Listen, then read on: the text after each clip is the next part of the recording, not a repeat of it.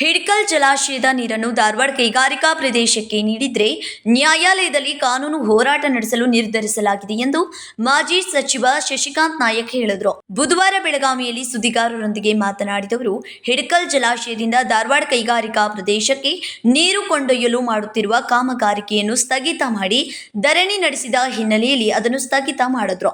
ಕಾಮಗಾರಿಕೆಯನ್ನು ನಿಲ್ಲಿಸಿದ್ದನ್ನು ಮತ್ತೆ ಆರಂಭಿಸಲಾಗಿದೆ. ಹಿಡ್ಕಲ್ ಜಲಾಶಯದಿಂದ ಧಾರವಾಡಕ್ಕೆ ನೀರು ಕೊಂಡೊಯ್ಯಲು ನಡೆಸುತ್ತಿರುವ ಕಾಮಗಾರಿಕೆಯನ್ನು ನಿಲ್ಲಿಸಬೇಕು. ಬೆಳಗಾವಿ ಜಿಲ್ಲೆಯ ಶಾಸಕ ಸಚಿವರು ಬಂದಾಗಿ ಹಿಡ್ಕಲ್ ಜಲಾಶಯದ ನೀರನ್ನು ಉಳಿಸಬೇಕು ಎಂದು ಮನವಿ ಮಾಡಿದ್ರು. ಬೆಳಗಾವಿ ನಗರದೊಳಗೆ ಈಗಾಗಲೇ ಸಾಕಷ್ಟು ಬೇಸಿಗೆ ಕಾಲದಾಗ ನೀರು ಇಲ್ದ ಒದ್ದಾಡ್ತಾರೆ. ಇವತ್ತು ಇಂಡಸ್ಟ್ರಿಗಳಿಗೆ ನೀರು ಬೇಕು. ಇವತ್ತು ನಮ್ಮ ಭಾಗಕ್ಕೆ ರೈತರಿಗೂ ಕೂಡ ನೀರು ಬೇಕು. ಕುಡಿಯಾಕ ಹುಕ್ಕೇರಿ, ಚಿಕ್ಕೋಡಿ ಮತ್ತು ಗೋಕಾಕ್ ಅನೇಕ ಭಾಗದೊಳಗೆ ಕುಡಿಯಾಕ ಸಹಿತ ನೀರಿಂದ ಐತೆ. ನಮ್ಮ ಮೂಲ ಒಂದ ಇದೆ. ಇವತ್ತು 51 TMC ನೀರು ಅದ. ಇವತ್ತು ಕಳೆದ ಒಂದು 4-5 ವರ್ಷ ತುಂಬಾಕೈತಿ. ಮಳೆಗಾಲ ಚೆನ್ನಾಗೈತಿ. ಇವತ್ತು ಬರಗಾಲ ಇದ್ದಾಗ ಅಥವಾ ಮಳೆ ಇಲ್ದಾಗ 5-6 TMC ನೀರು ಕಡಿಮೆ ಬರೋದನ್ನ ಗಮನದೊಳಗೆ ಇಟ್ಕೊಂಡ ಇದನ್ನ ನೀರನ್ನ ಕಳಿಸ್ತಕ್ಕಂಥ ಮಾಡಿ ಜಿಲ್ಲಾಧಿಕಾರಿಗಳು ಮತ್ತು ನೀರಾವರಿ ಅಧಿಕಾರಿಗಳು ಕೂಡಲೇ ಇದನ್ನ ಚರ್ಚೆ ಮಾಡಿ ಅದನ್ನ ನಿಲ್ಲಿಸಬೇಕು.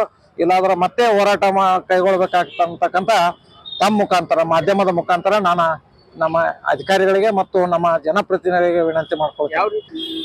ನಮ್ಮ ಪ್ರಯತ್ನ ಏನು ಸಮಾಜದಿಂದ ರೈತರು ಇವತ್ತೇನದ ಕಳಕಳದ. ಇವತ್ತು ಹೊಲಗಳಿಗೆ, ಗದ್ದೆಗಳಿಗೆ ನೀರಿಲ್ಲ. ಪ್ರಾಣಿ ಪಕ್ಷಿಗಳಿಗೆ ಬೇಸಿಗೆಗೆ ನೀರಿಲ್ಲ.